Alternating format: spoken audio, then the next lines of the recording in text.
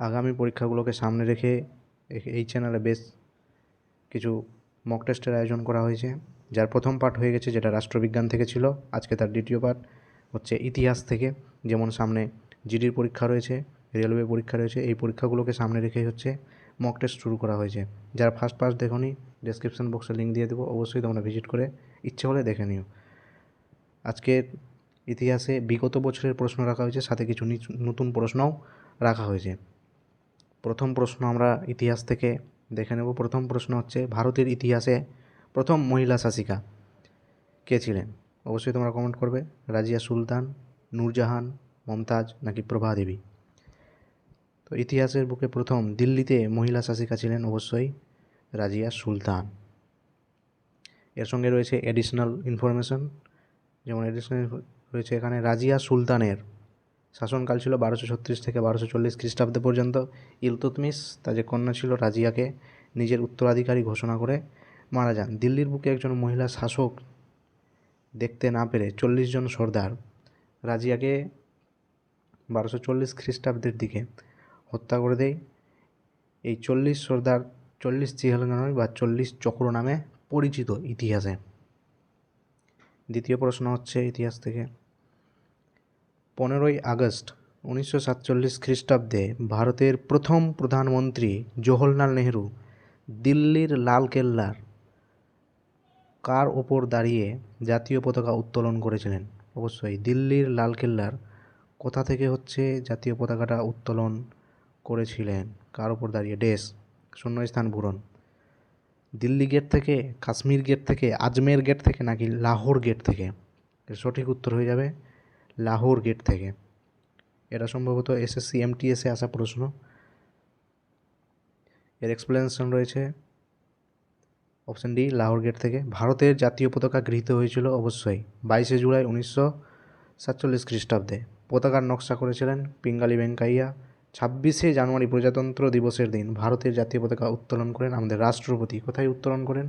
দিল্লির কর্তব্য পথে, যে পথের আগে নাম ছিল রাজপথ। এখানে কারেন্ট অ্যাফেয়ার্সও যোগ করা হয়েছে, অবশ্যই তোমরা সেগুলো দেখে নেবে। চলে যাবো পরবর্তী প্রশ্নে।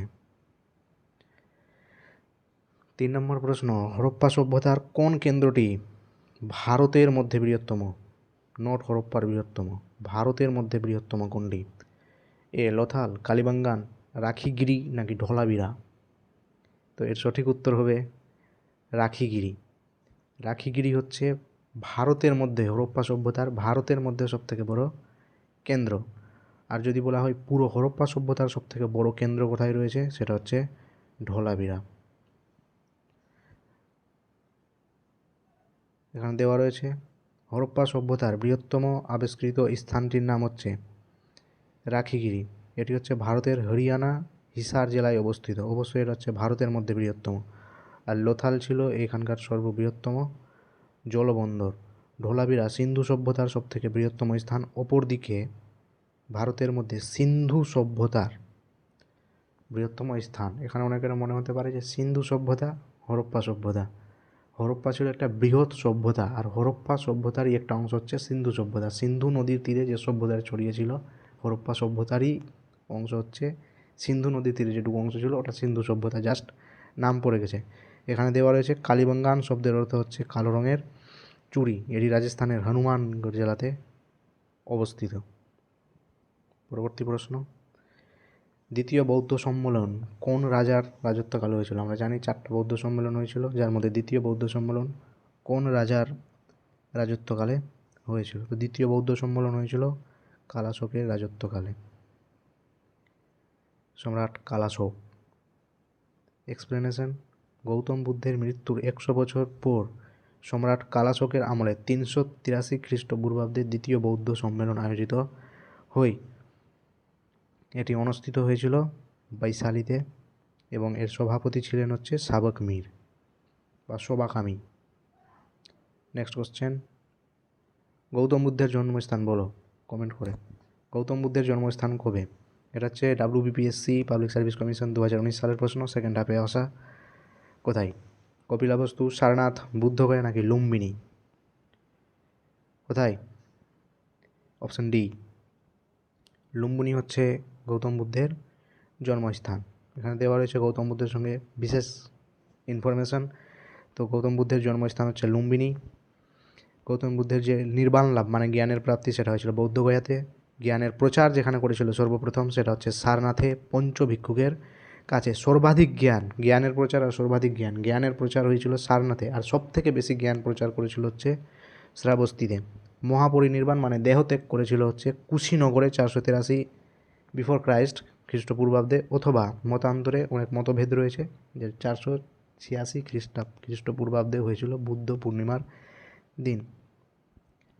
এর গৌতম বুদ্ধের বাল্য নাম ছিল সিদ্ধার্থ, পিতার নাম শুদ্ধোধন, মাতা হচ্ছে মায়াদেবী। পালিতা মাতা মানে গৌতম বুদ্ধকে জন্ম দেওয়ার পরে তার মাতা মায়াদেবী হচ্ছে 7 দিনের মধ্যে মারা যান, 7 দিন পর। তারপরে তিনি তার ওর মাসি ছিল গৌতমীর কাছেই মানুষ হন। স্ত্রীর নাম হচ্ছে যশোধরা বা গোপা, পুত্র ছিলেন রাহুল। এটা হচ্ছে অ্যাডিশনাল ইনফরমেশন, অবশ্যই তোমরা নোট ডাউন করে রাখবে ইচ্ছে হলে। 6 নম্বর প্রশ্ন, মিত্রমেলা কাদের দ্বারা প্রতিষ্ঠিত এক বিপ্লবী সংগঠন? কার দ্বারা? মিত্রমেলা কার দ্বারা বিপ্লবী প্রতিষ্ঠান? মিত্রমেলা প্রতিষ্ঠা করেছিল হচ্ছে বিনায়ক সাভারকার।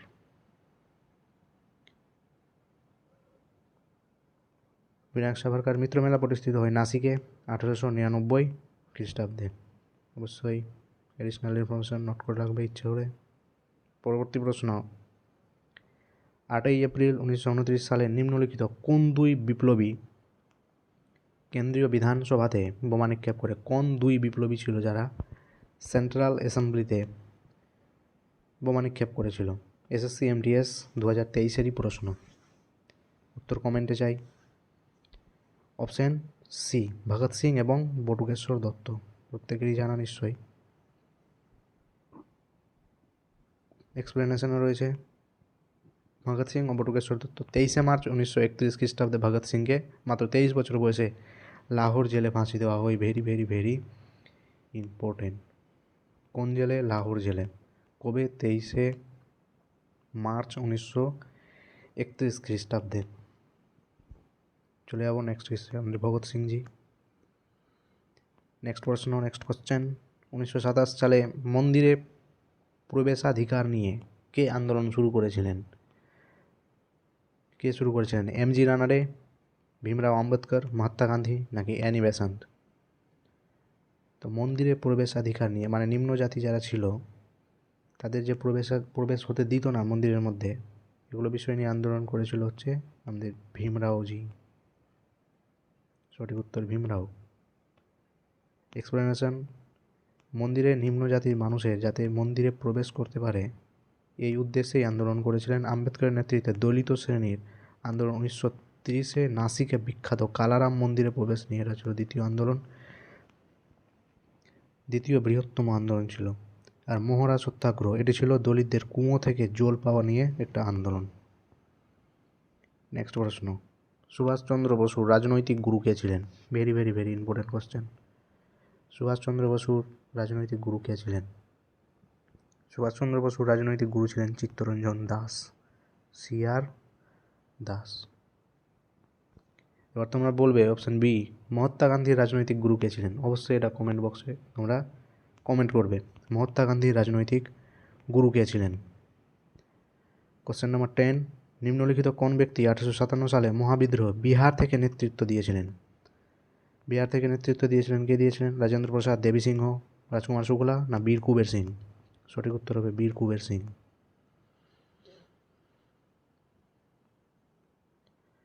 এই প্রশ্নের ব্যাখ্যাতে যারা নেতৃত্ব দিয়েছিল 1857 মহাবিদ্রোহতে, যেমন দিল্লি থেকে নেতৃত্ব দিয়েছিল বাহাদুর শাহ দ্বিতীয়, ফৈজাবাদ থেকে নেতৃত্ব দিয়েছিল যে অযোধ্যা যে ছিল মৌলভী আহমেদ উল্লাহ, এই নেতৃত্ব দিয়েছিল। ফতেহপুর থেকে অজিমুল্লাহ নেতৃত্ব দিয়েছিল। এরকম বিভিন্ন লোক হচ্ছে বিভিন্ন জায়গা থেকে নেত্রীরা নেতৃত্ব দিয়েছিল 1857 মহাবিদ্রোহতে। ভারতীয় জাতীয় কংগ্রেসের প্রথম মহিলা সভাপতি ছিলেন? ইম্পর্টেন্ট কোশ্চেন এবং এটা পিএসসিতে আসা প্রশ্ন। 2024 ডিসেম্বরে যে পিএসসি পরীক্ষা হয়ে গেল সেখানেই আসা প্রশ্ন, ভারতীয় জাতীয় কংগ্রেসের প্রথম মহিলা সভাপতি কে ছিলেন? এর সঠিক উত্তর হবে অ্যানি বেসান্ত। অ্যানি বেসান্ট ছিলেন প্রথম মহিলা সভাপতি ভারতীয় জাতীয় কংগ্রেসের। 1917 সালে কলকাতায় অনুষ্ঠিত কংগ্রেসের অধিবেশনে প্রথম মহিলা সভাপতি হন অ্যানি বেসান্ট। এই অধিবেশনে প্রথম ভারতীয় তিরঙ্গাকে কংগ্রেসের দ্বারা গ্রহণ করা হয়েছিল। ভারতীয় তিরঙ্গা, জাতীয় পতাকা। নেক্সট কোশ্চেন, নিম্নলিখিত কোন শাসক বাজার নিয়ন্ত্রণ ব্যবস্থা শুরু করেছিলেন? ভেরি ভেরি ভেরি ইম্পর্টেন্ট প্রশ্ন এবং পিএসসিতে আসা প্রশ্ন, ক্লার্কশিপ 2024। কোন শাসক বাজার নিয়ন্ত্রণ ব্যবস্থা শুরু করেছিলেন? সঠিক উত্তর হচ্ছে আলাউদ্দিন খলজি। অ্যাডিশনাল ইনফরমেশন রয়েছে এখানে। আলাউদ্দিন খলজির শাসনকাল হচ্ছে 1296 থেকে 1316। আলাউদ্দিন খলজি দাগ ও হুলিয়া প্রথা শুরু করেছিলেন। দাগ ও হুলিয়া প্রথা কী ছিল? দাগ এবং হুলিয়া প্রথা ছিল হচ্ছে ঘোড়াতে দাগ দেওয়ার পদ্ধতি ছিল হচ্ছে দাগ, যাতে ঘোড়াতে কোনো দুর্বল, কম শক্তির এরকম ঘোড়া যেন না পাঠানো হয়, এই জন্য ঘোড়াকে চিহ্নিত করে রাখতো। এবং হুলিয়া হচ্ছে প্রত্যেকটা যে সেনাবাহিনী ছিল তাদের হচ্ছে হুলিয়াটা লিখে রাখা হতো, মানে তাদের দৈহিক যে বর্ণনা সেটাকে লিখে রাখা হতো। এটাই ছিল দাগ এবং হুলিয়া প্রথা। দক্ষিণ ভারতে দেবগিরিতে প্রথম মুসলিম আক্রমণ করেছিলেন আলাউদ্দিন খলজি। বাজার দর নিয়ন্ত্রণ ব্যবস্থার দ্বারা নিত্য প্রয়োজনীয় যে সামগ্রী ছিলেন সেগুলোকে হচ্ছে নিয়ন্ত্রণ রাখার চেষ্টা করেছিলেন। পরবর্তী প্রশ্ন, ফ্রান্সে ফরাসি বিপ্লব কবে হয়েছিল? ইউরোপের হিস্ট্রি থেকে ফ্রান্সে ফরাসি বিপ্লব হয়েছিল 1789 খ্রিস্টাব্দে। এটা হচ্ছে ফরাসি বিপ্লবের কিছু চিত্র। এটা হচ্ছে বাস্তিল দুর্গ, যেটাকে ক্ষিপ্ত জনতা পতন করেছিল বাস্তিল দুর্গের। এখানে হচ্ছে সাধারণ মানুষকে হচ্ছে সন্দেহ আকারে আর বন্দি করে রাখা হতো বাস্তিল দুর্গে। ফরাসি বিপ্লবের চিহ্ন। নেক্সট কোশ্চেন, নিজের কোন সংবাদপত্রের সাথে মহাত্মা গান্ধী যুক্ত ছিলেন না? এটা হচ্ছে ঝাড়খণ্ড পাবলিক সার্ভিস কমিশনের প্রশ্ন। কোন সংবাদপত্রের সাথে মহাত্মা গান্ধী যুক্ত ছিলেন না? Young India, Indian mirror, Harijan, Indian opinion. কোনটা হবে সঠিক উত্তর? এখানে সঠিক উত্তর হবে ইন্ডিয়ান মিরর। ইয়ং ইন্ডিয়া 1919 সালে, হরিজন 1933 সালে, ইন্ডিয়ান ওপিনিয়ন 1903 সালে। কিন্তু ইন্ডিয়ান মিরর যে আছে এটা দেবেন্দ্রনাথ ঠাকুরের দ্বারা প্রচারিত একটা পত্র, সংবাদপত্র, যেটা 1862 খ্রিস্টাব্দে। আমরা যদি দেখি তাহলে গান্ধীজির জন্ম হয়েছিল 1869 খ্রিস্টাব্দে। তো গান্ধী যে সময় জন্মই হয়নি যে সময় পত্রিকাটা চালু ছিল, তাহলে এভাবে উত্তরটা করা যেতে পারে। লাস্ট প্রশ্ন, 1526 পানিপথের যুদ্ধে কাদের মধ্যে হয়েছিল? পানিপথের যুদ্ধ কাদের মধ্যে হয়েছিল? বাবর ও ইব্রাহিম লোদি, বাবর ও রানা সঙ্গ, বাবর ও শের খান, আকবর ও হিমু। কাদের মধ্যে হয়েছিল? সঠিক উত্তর হবে অপশন এ, বাবর এবং ইব্রাহিম লোদির মধ্যে পানিপথের প্রথম যুদ্ধ অনুষ্ঠিত হয় 1526 খ্রিস্টাব্দে। পানিপথের দ্বিতীয় যুদ্ধ অনুষ্ঠিত হয় 1556 খ্রিস্টাব্দে। অ্যাডিশনাল ইনফরমেশন, বাবরের কয়েকটা যুদ্ধ এখানে দেওয়া হয়েছে। ভারতে আসার পরপরই বাবরের সমস্ত যুদ্ধ। 1526 খ্রিস্টাব্দে পানিপথের যুদ্ধ ইব্রাহিম লোদির সাথে। 1527 খ্রিস্টাব্দে খানুয়ার যুদ্ধ রানা সঙ্গর সাথে। 1528 খ্রিস্টাব্দে চন্দেরির যুদ্ধ মেদিনী রায়ের সাথে। 1529 খ্রিস্টাব্দে ঘোরঘোরার যুদ্ধ আফগান সৈন্যের সাথে। এই ছিল আমাদের 15টা প্রশ্ন। 15টা প্রশ্ন এখানেই শেষ হলো। প্রশ্নগুলো কেমন ছিল অবশ্যই কমেন্টে জানাবে, যেন পরবর্তী ক্লাসে আরও উৎসাহের সাথে নিয়ে আসতে পারি। এরপরে হচ্ছে কিছু নিউজ থেকে রাখা হয়েছে কারেন্ট অ্যাফেয়ার হিসেবে, যেগুলো সাম্প্রতিক ঘটনা ঘটে চলেছে। তো আমাদের ভারতে মুখ্য নির্বাচন কমিশনের পদে দায়িত্ব গ্রহণ করলেন জ্ঞানেশ কুমার। আমরা জানি এর আগের মুখ্য নির্বাচন কমিশন ছিলেন রাজীব কুমার, তার কার্যকাল শেষ হয়েছে। 25তম মুখ্য নির্বাচন কমিশনার হিসাবে দায়িত্ব গ্রহণ করলেন জ্ঞানেশ কুমার, প্রাক্তন আইএস অধিকর্তা। ভারতের সংবিধানের ভাগ 16তে পার্ট 16 324 থেকে 29 পর্যন্ত নির্বাচন কমিশন সম্পর্কে বর্ণনা রয়েছে। Star sports of the year, star sports of the year কাকে ঘোষণা করা হয়েছে? Star sports of the year ঘোষণা করা হয়েছে অলিম্পিক মেডেলিস্ট মানু ভাকরকে receive sports star of the year female. তাহলে sports star of the year ঘোষণা করা হয়েছে মানু ভাকরকে। এটা দিয়েছেন হচ্ছে আইসিসির চেয়ারম্যান হচ্ছে জয় সাহা, আরেকটা প্রশ্ন, বর্তমান আইসিসি চেয়ারম্যানকে? জয় সাহা। বিসিসিআই চেয়ারম্যানকে? Jay Shah. SS award in Mumbai on Friday. তাহলে star sports of the year female কে পেয়েছেন? মানু ভাকর। কে তুলে দিয়েছেন? বিসিসিআইয়ের প্রেসিডেন্ট জয় সাহা। এই ছিল আজকের সেশন। অবশ্যই কেমন লাগলো কমেন্ট বক্সে জানাবে। Thank you so much.